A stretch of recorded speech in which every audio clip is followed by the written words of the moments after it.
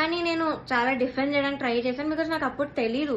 నేనేదో అలా ఆలోచిస్తున్నాను, వీళ్ళందరూ అలా ఆలోచిస్తున్నారేమో అనుకున్నాను. నాకు తెలీదు అప్పట్లో. I didn't realise. సో నేను డిఫెండ్ చేశాను గూడా.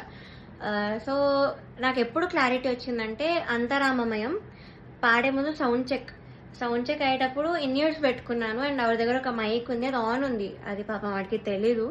మైక్ ఆన్ ఉంది. నేను ఇన్ ఇయర్స్ పెట్టుకున్నాను. సో కీరవాణి గారితో ఇలా చెప్తున్నారనమాట. ఈ అమ్మాయికి అసలు హై రేంజ్ వాయిసే కాదు, హై పిచ్ రాదు, కానీ మేనేజ్ చేసేస్తాను మీరు చూడండి, ఈ సాంగ్లో తెలుస్తుంది చూడండి మీకు, అది ఇది అని చాలా ఎక్కిస్తున్నారు సార్కి. And it hurt me so bad stage మీద నించున్నప్పుడు. అప్పటికి నా సెల్ఫ్ ఎస్టీమ్ ఇలా ఆల్మోస్ట్ కిందకి దిగిపోయింది.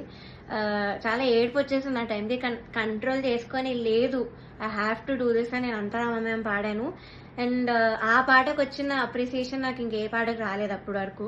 సో 'అంతరామమయం'కి బయట ఎవ్వరు కలిసినా కూడా అందరు చెప్పారు నాకు వాయిస్ చాలా బాగా వచ్చింది ఆ పాటలో అని, కానీ చాలా బాగుంది ఆ పాట అని. అది యాక్చువల్లీ చాలా సాంగ్స్ ఇచ్చాం, రాముడు రావునికి చాలా ఇచ్చాము. నేను ఏది ఇచ్చినా వద్దు వద్దు వద్దు అంటే ఇంకా లాస్ట్ ఆప్షన్గా మేల్ సాంగ్ ఇచ్చాను 'అంతరామమయం'.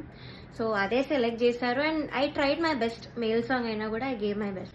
అండ్ అఫ్ కోర్స్ నాకు ప్రతి సాంగ్కి ఆవిడ దగ్గర నుంచి నెగిటివ్ కామెంట్స్ వచ్చాయి. అది మీరు నమ్ముతారు. జడ్జెస్ ఏదంటే అదే నిజం అనుకొని మీరు అఫ్ కోర్స్ నమ్ముతారు, ఓకే.